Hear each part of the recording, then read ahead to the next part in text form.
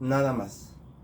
No entra en otras cosas, no supone en otras cosas. La fe es simplemente creerle a Dios, porque Dios es el único que puede encenderla, que puede hacerla crecer, y lo más importante, que solo Él puede ponerla en cada persona, nada más.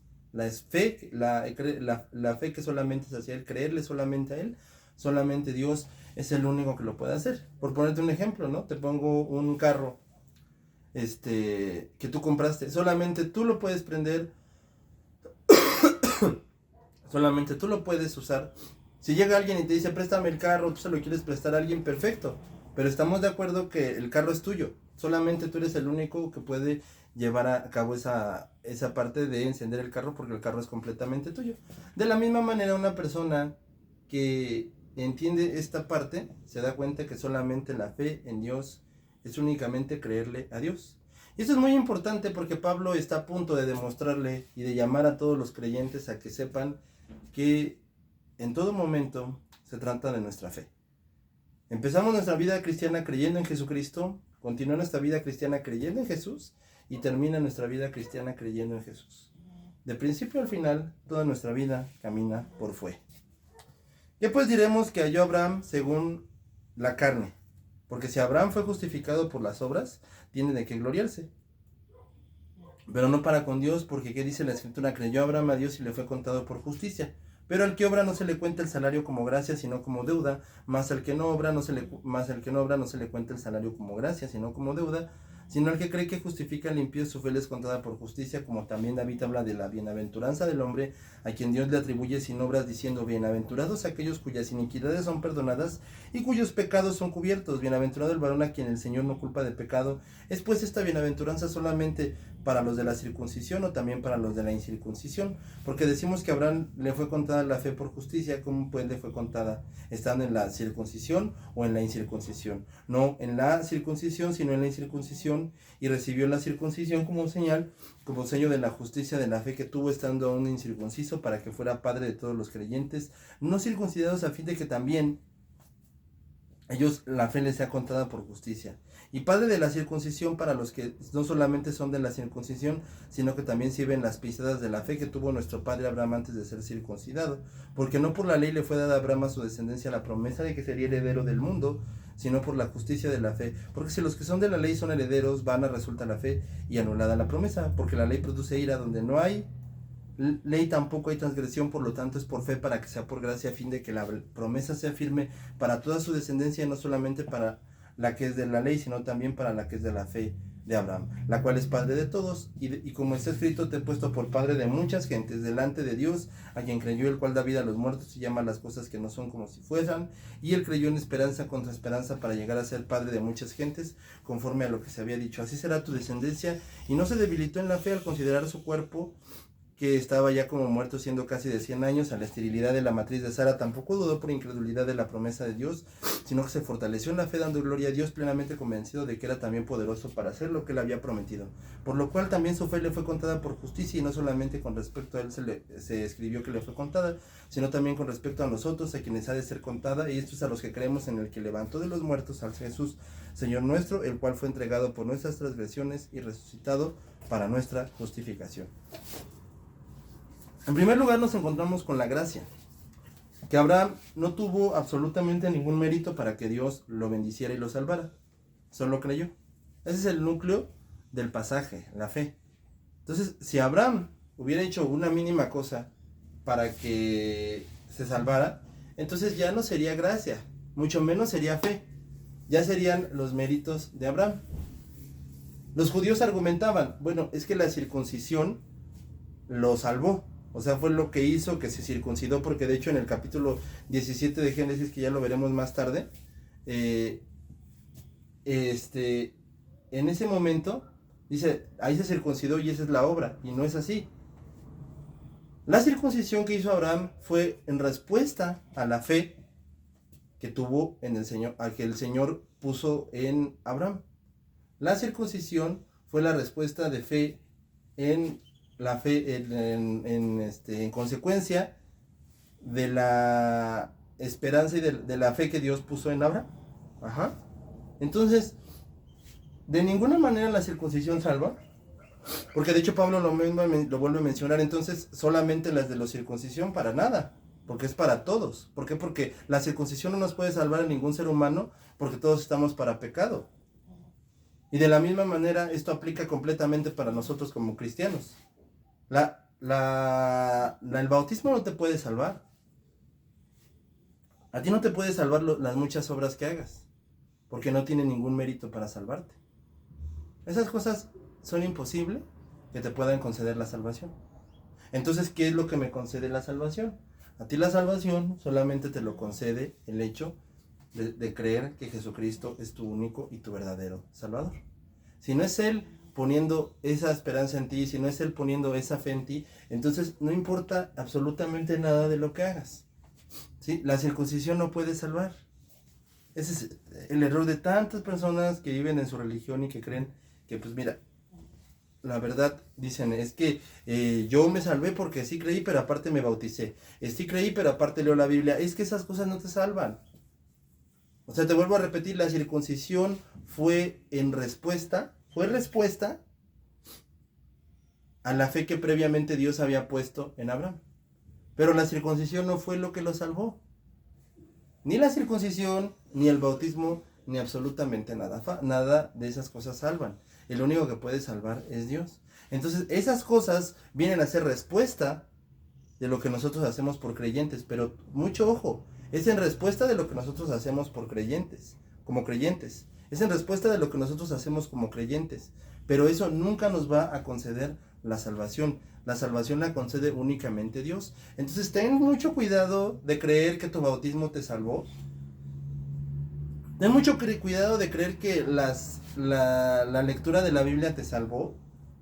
No, es que yo estoy así y por eso me salvé. No, es que el bautismo salva y por eso si no te bautizas no eres salvo. Eso no es cierto.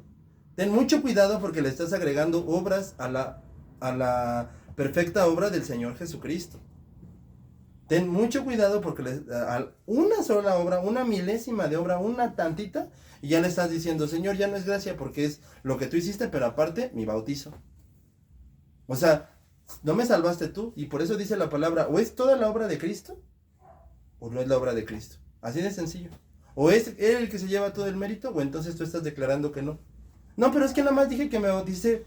Con ese tontito estás diciendo que ya no es la obra de Cristo, que fue tu obra. Entonces tengamos mucho cuidado con ese tipo de cosas porque no es así. Es la obra de Cristo suficiente. No es la obra de Cristo más no. Es la fe nada más. Así como Abraham solamente por fe. Solamente por fe creyó. Y le fue contado por fe. Porque si no, pues ya no sería fe. Y después el componente, el segundo y último componente más bello acerca de la fe es la esperanza. Ya hemos visto que en primer lugar está la gracia, que es un favor inmerecido. Nadie merece jamás la gracia. Pero en segundo y último lugar se encuentra la esperanza. Hermanos, lo único que tú y yo podemos hacer muchas de las veces en Dios es simplemente esperar. Y se oye a veces hasta tonto para mucha gente. Incluso, no te lo voy a negar, muchos de nosotros, muchos en nuestro gremio, lo primero que hacemos es eso. Pensar que pues sí hay que orar, pero no tanto. Y a veces hasta pecamos de hipócritas porque hablamos mucho de que hay que orar, y cuando se trata de orar no oramos. Vamos a hacer que las vendimias nos saquen de la pobreza. Vamos a forzar a la iglesia para que pues no, que hay que orar. Y así somos, ¿no? Sabemos que el Espíritu Santo es el único que puede convencer a nuestros familiares. ¿Y qué hacemos? ¿Orar? No. Nos agarramos a pleitos, estamos pele con la persona, fastidiela, parecemos sus policía de Facebook ahí nada más viendo qué puso. Y esto no le gusta a Dios, pero allá tú. Y nada más ahí fastidiando. Y ya me preparé. No, yo ahora que lo vea me voy a echar una discusión y le voy a enseñar lo que es evangelio, Si no es que no le hayan enseñado lo que es evangelio. En muchos lados el evangelio está a tu alcance, Te puedes meter a YouTube qué es el evangelio de Dios, a la IA, a ChatGPT y te dice lo que es el evangelio de Dios. No es que la gente no haya querido vivir el evangelio, no se les haya explicado bien. Lo que pasa es que simplemente ellos están decidiendo vivir en su ignorancia. ¿Quién los puede sacar de ahí? ¿Tus trucos de apologética? ¿Lo que te aprendiste en tu manual de Jimmy Swaggart? ¿Cómo ganar a un incrédulo en 4 pasos? Por favor, tú dejas la semilla y Dios es el único que sabrá si esa semilla crece, si esa semilla desgraciadamente muere o no germina. Pero eso no es tu problema, tú no puedes hacer nada y tú no puedes salvar a nadie. Y pobre de ti donde pienses que son tus trucos los que van a salvar a la persona. ¿Quién es el único que puede cambiar nuestra nación? Entonces realmente la pregunta es, ¿esperamos en Él? ¿O esperamos en nuestros trucos? ¿Realmente creemos que Dios es el único que puede cambiar los corazones de nuestras iglesias? ¿O creemos que somos nosotros? Ay, es que ya llevo 30 años pidiendo y nomás no... Bueno, sigue pidiendo. Sigue pidiendo. No hay nada más inteligente que nosotros podamos hacer que esperar en Dios. Incluso Jeremías lo dice en Lamentaciones. Bueno es esperar en Dios en silencio. Estos son los componentes de la fe que fueron revelados totalmente hacia el Señor Jesucristo. Él nos concede una gracia inmerecida por la cual creemos. Y ahora toda nuestra vida la vivimos confiada y esperados totalmente en Él. A eso es a lo que el autor de Hebreos se refiere y se completamente apunta. Todo esto es para esperar en Cristo. La fe es la certeza de lo que no se ve, la certeza de lo que no se tiene y la certeza de lo que se espera. Nosotros sabemos que el Señor Jesucristo vendrá. Nosotros sabemos que nuestra vida está completamente segura en Él. Nosotros sabemos que si el día de mañana Dios no lo quiera, ya no estuviésemos en este mundo o algo nos llegase a pasar, sabemos que nuestra vida está totalmente segura en las manos del Señor Jesucristo. Hermano, no te preocupes de verdad por lo que tú tengas que pasar si Jesucristo está en tu vida. Si Jesucristo no está en tu vida, temo mucho decirte que realmente no hay nada en tu vida. Y que realmente no importa ni las muchas cosas, ni la mucha información que tú tengas, ni la mucha sabiduría que tú tengas. Si tú sigues creyendo que tu bautismo te salvó aparte de Jesucristo, no estás creyendo en Jesucristo. Si tú sigues creyendo que tu religión te salva aparte de Jesucristo, no estás creyendo en Jesucristo. Si tú crees que el servicio te salva por encima de Jesucristo o aparte de Jesucristo, tampoco estás creyendo en Él. Si tú crees que los dones son los que te salvan, tampoco estás creyendo en Él.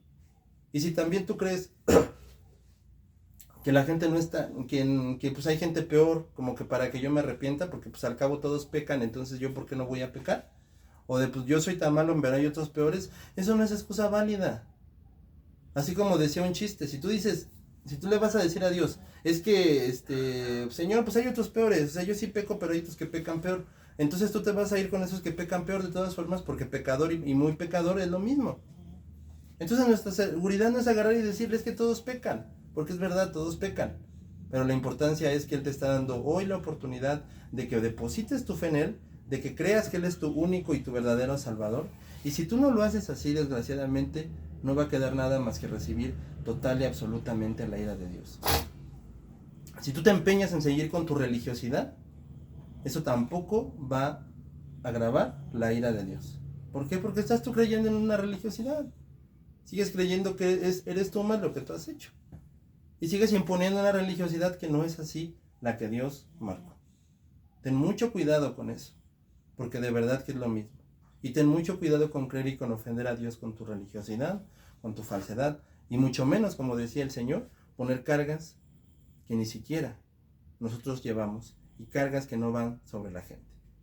Tengamos mucho cuidado, pero lo más importante de todos, aprendamos a depositar nuestra fe en el Rey de toda la tierra, en el Señor Jesucristo.